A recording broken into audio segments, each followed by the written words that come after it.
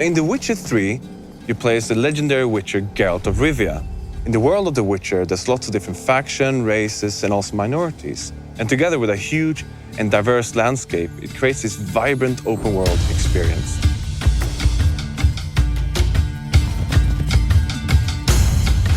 Witchers are outcasts. They're mutants, itinerant monster hunters who roam the world, hunting down and killing monsters, often for meager pay. Children destined to be witchers are taken from their parents and enter witchers' schools.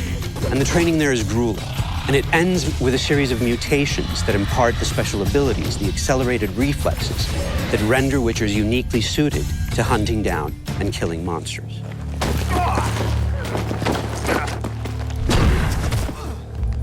Geralt has never been just a monster slayer. Kings and sorceresses have noticed his talents and tried to use him to their own ends. But Geralt is now tired of politics, and he has his own goal, his own agenda, that takes him to travel to the furthest corners of this vast world. At the same time, Geralt works as a witcher. Tough hunt. Tougher than yours, that's certain.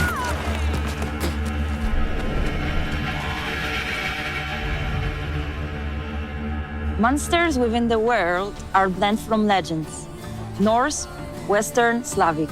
However, Slavic lore seems to be the most overriding. It's from Slavic lore that we drew the notion monsters are the equal participants of the ecosystem and not always pose a threat. Creatures are very much part of the landscape, just as humans and the other races, elves, dwarfs, and whatnot are. And that means that in The Witcher 3, adventure is always around the corner.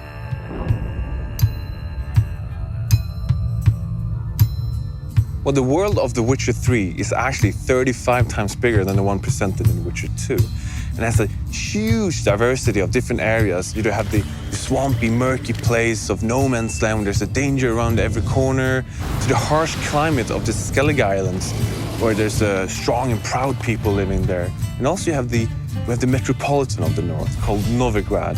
And it's a huge city, it's beautiful. It's like medieval Amsterdam, but it's also a different kind of danger lurking there, a much more cloak and dagger.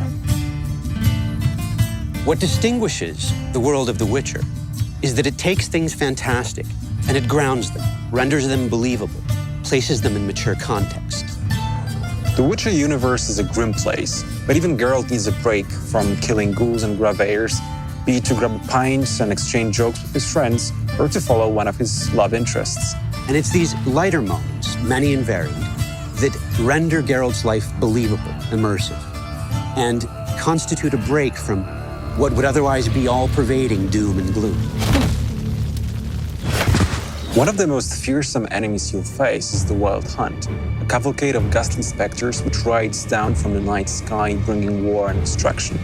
Based on European legends and folklore, the Wild Hunt is also an inherent part of the Witcher universe, so it's not just a random boss we pull out of a hat and place at the end of the corridor. In The Witcher 3, the Wild Hunt will take center stage and come right at you. It's as much the stuff of fairy tales that children tell each other as it is a force that comes in the night, in the deep of winter, to annihilate an entire village.